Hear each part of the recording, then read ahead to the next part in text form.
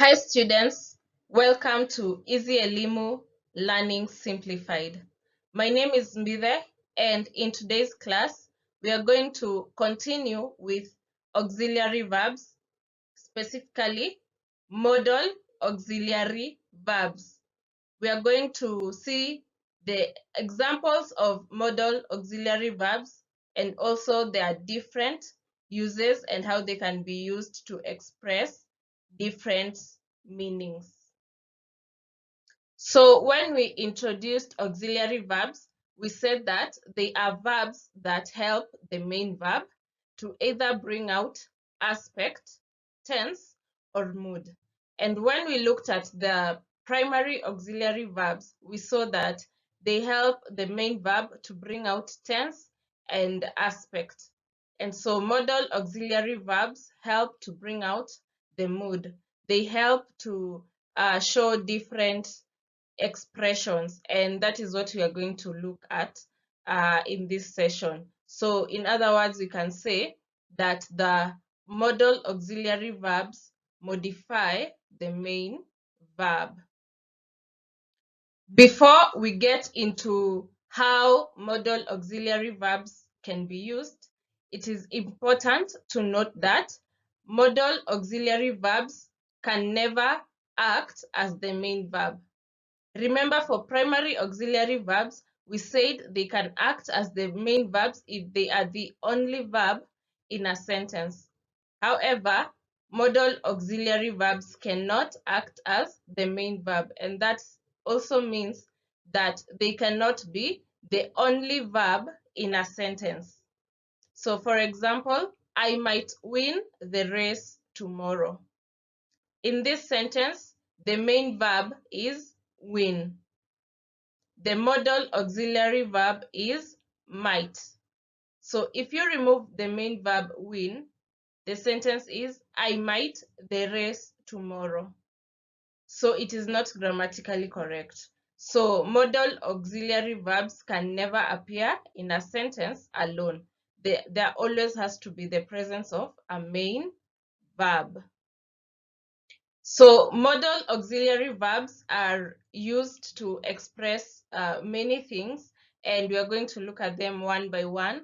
They can be used to show ability or to express ability, and the modal auxiliary verbs that can be used for these are can and could. And so an example in a sentence would be, I can lift this heavy bag.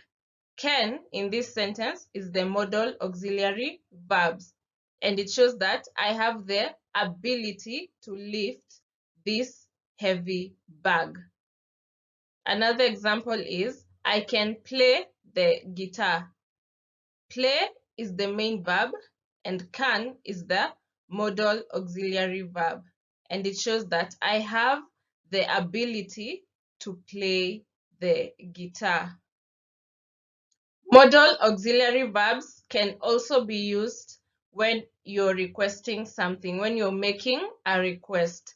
May I go to the market? May I borrow your books? Can I borrow your rubber? So the modal auxiliary verbs that are used when making requests is can and may.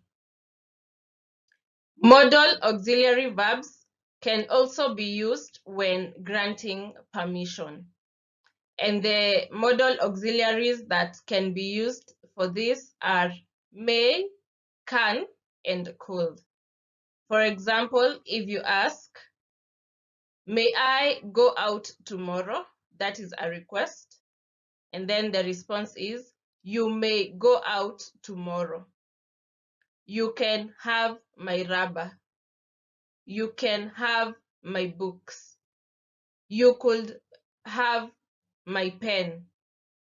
That is granting permission, and those three, may, can, and could, are the modal auxiliaries that we use.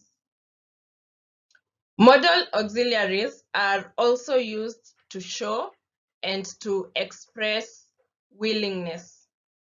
And the modal auxiliaries that are used in this case are can, could, and would. So for example, if you say, can you do me a favor? Could you buy me a novel? I would come if I had the means. I would come if I have the means. So I am willing to come. Modal auxiliary verbs can also be used to express a wish. For example, may all your dreams come true. May you do well in your exams. That is expressing a wish, and the modal auxiliary used for this context is may. Modal auxiliaries can also be used to show or to express obligation. When you should do something, you should obey school rules. You should keep time. You ought to respect your elders. So that is, you're obligated to do that. And the modal auxiliaries used for this are must, should, and ought to. They are also used to express certainty. When you're certain of something, when you're sure of something, you use a modal auxiliary to express your certainty. For example, you know for sure the sun rises in the east and it sets in the west. So when you say the sun will rise in the east tomorrow, the sun will set in the west tomorrow, you're certain of that, and so you use the modal auxiliary will.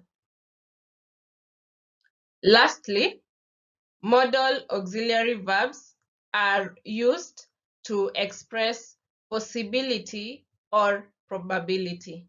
So when you're saying something that you're not really sure, but there are chances of it happening, that is what we call probability. You can use modal auxiliaries like can, could, may, and might.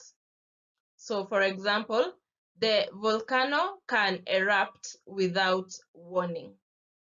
So you don't know when this volcano will erupt, but you know that volcanoes erupt anyway. So you say the volcano can erupt without warning. When you say it could rain anytime now, maybe the weather has changed, there are clouds above, so there's a possibility that it is going to rain. So you say it could rain anytime now. The guest of honor might be the president himself. So you know that there's a guest of honor, but you're not sure who this guest of honor is, but you think maybe, most likely, it's going to be the president.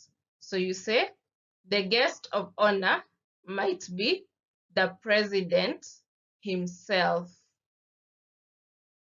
So that's it for auxiliary verbs, modal auxiliary verbs. I hope you are able to define modal auxiliary verbs.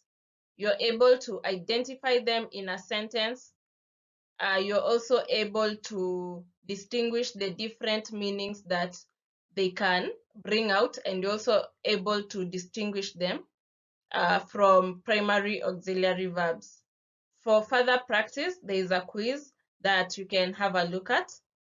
Fill the blanks with the correct modal auxiliary verb to express the meaning given in the brackets. That dash be Matata's brother. They really look alike. And the meaning in brackets is certainty. So what modal auxiliary verbs express certainty? Must or might.